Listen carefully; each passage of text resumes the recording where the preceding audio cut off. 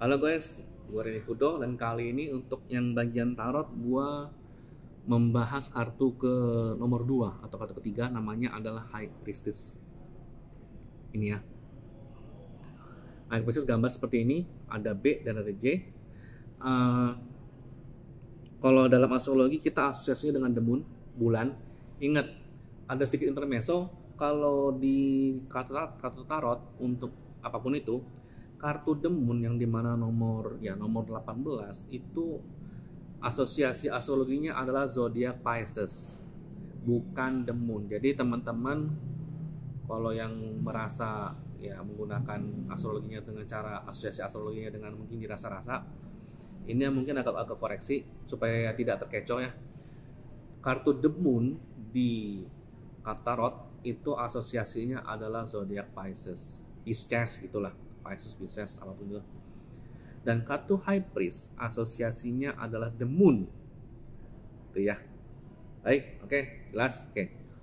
Nah, the moon ini kan kalau di astrologi secara archetype itu mensimbolkan intuisi, bawah sadar juga boleh, kemudian sisi emosional, kemudian juga yang paling sering dibahas di astrologi secara simbolis mewakili sosok keibuan yang merawat gitu ya.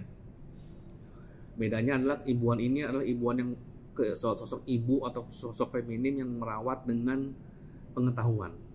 Jadi the moon ini kayak orang yang sudah punya pengalaman cukup lumayan, tinggal dia share ke orang lain sebagai bentuk tanggung jawab dia ke generasi-generasi yang lebih muda.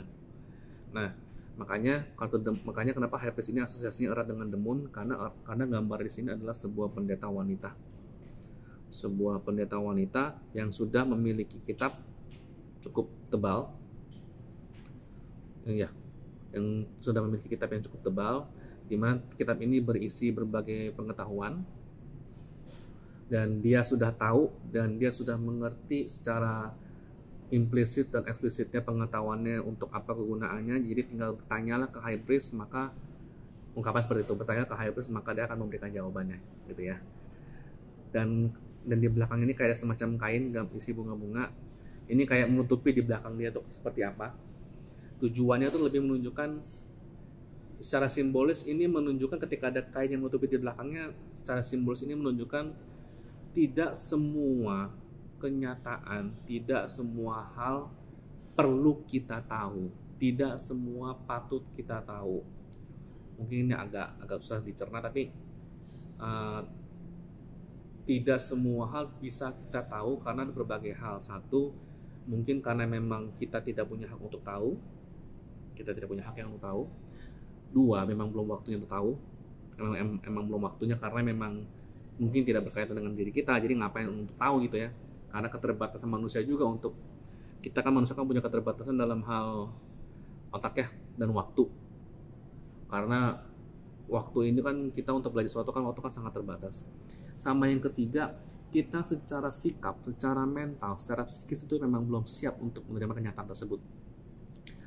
Makanya High Priest ini seringkali dikonotasikan sebagai dia memberitahukan apapun sesuai dengan kesiapan kita, gitu ya. Dia tidak akan memberitahukan semuanya, dia hanya memberitahukan sebagian saja pengetahuan yang dia tahu, sesuai dengan tingkat kesiapan mental kita, kesiapan kepribadian kita, gitu kira-kira. Karena untuk teman-teman yang mungkin sudah senior juga tahulah kalau kita terlalu banyak tahu kan hasilnya seperti apa untuk diri kita sendiri, belum tentu berdampak bagus ke diri kita gitu ya kalau kita terlalu banyak tahu. Kemudian Boaz dan B dan J ini adalah simbol dari Boaz dan Jakim. Ini adalah kalau dari kepercayaan Kristen kuno, ini adalah dua pilar penyanggah kepercayaan dari Solomon ya, Nabi Salomo atau semacamnya apalah istilahnya. Ini pada zaman perjanjian lama atau zaman dulu banget. Jadi memang secara simbolis dua pilar inilah yang melambangkan prinsip seseorang yang dipegang oleh pakar spiritual, prinsip para spiritualis yang dipegang secara teguh. Dimana ketika mereka sudah menguasai ilmu spiritual apapun ilmunya, dia tidak akan membuka semuanya ke publik secara mudah. Dia hanya membuka semuanya untuk hal-hal yang memang secara publik atau orang di depan yang diajari itu memang sudah waktu untuk tahu, atau memang sudah siap untuk tahu, gitu ya. Sementara kitab ini ada tulisan TORA, sebenarnya ini maksudnya Taurat, kitab perjanjian lama, kitab Taurat atau apapun itu. Ini mewakili semacam kitab pada zaman perjanjian lama untuk kitab ya Ibrani, kalau nggak salah bahasa Ibrani, dimana pada zaman tersebut para mistisme kuno itu selain agama, selain untuk kebutuhan agama, dia juga menggunakan kitab ini untuk sesuatu yang keperluannya sifatnya ya mistis, religius dan kawan-kawan, gitu ya. Kemudian ya begitulah. Jadi memang ketika kartu ini keluar, implikasi dalam sebuah bacaan ketika kartu ini keluar, ini bisa berarti beberapa macam, tapi meskipun temanya sama, yaitu bisa saja kalau kartu ini keluar dalam bacaan, misalnya apakah si A seneng sama saya, si B seneng sama saya, atau misalnya ya apakah proyek ini berhasil, apakah proyek ini kurang berhasil, apakah ujian saya sukses atau enggak, atau gimana pun pertanyaannya, seringkali jawabannya adalah satu, kamu belum waktunya untuk tahu jawabannya. Atau yang pertama kemungkinan jawabannya itu, kamu belum waktunya untuk tahu jawabannya karena mental kamu belum siap. Itu satu, belum tahu.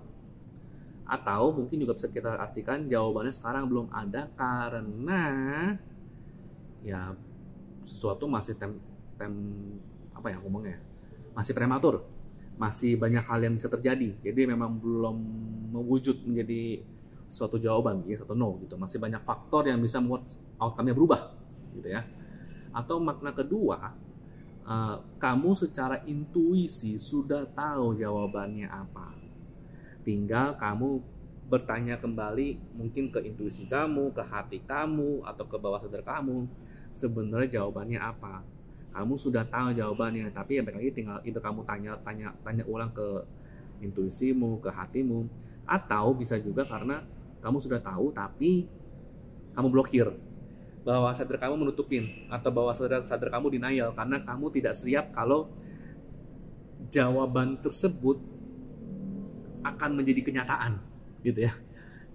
Misalnya, apakah kamu bisa sama si B? Kamu tahu nih secara intuisi, kamu tahu kamu nggak akan bisa sama si B, tapi kamu denial karena kamu nggak siap kalau ternyata jawaban sama si B ini ternyata jadi kenyataan. Atau misalnya apakah si C ini selingkuh, kamu tahu secara intuisi, kamu tahu si C itu selingkuh karena gelagat-gelagatnya tuh menunjukkan dia selingkuh, misalnya seperti itu ya. Tapi ya diri Anda kayak nggak siap untuk menerima kenyataan kalau dia itu selingkuh. Jadi jawaban itu kayak diri lu pendem, gitu ya. Nah ketika dirimu tanya seorang tarot itu dan keluar kartu ini, menurut gua sih itu jawaban yang bisa dipertimbangkan. Kamu sudah tahu jawabannya, tapi karena satu dan lain hal kamu lu pendem, lu tekan di bawah sadar lu karena lu masih deny, gitu. Atau masih denial, atau masih berusaha bilang nggak mungkin, gitu ya. Atau bisa juga balik lagi ya, diri lu ya sudah tahu sudah antara diri lu juga tahu jawabannya memang masih belum kelihatan, gitu aja sih. Jadi tapi gue lebih menekankan lebih ke situ sih, lu sudah tahu jawabannya, sudah tahu seperti apa, hasil seperti apa, ilmu pengetahuanmu sudah cukup untuk menilai, tinggal dirimu jujur dengan diri lu sendiri ketika menjawab pertanyaan tersebut, gitu ya. Oke, sekian buat yang High Priest. Gue Renny Fudo, thank you for watching.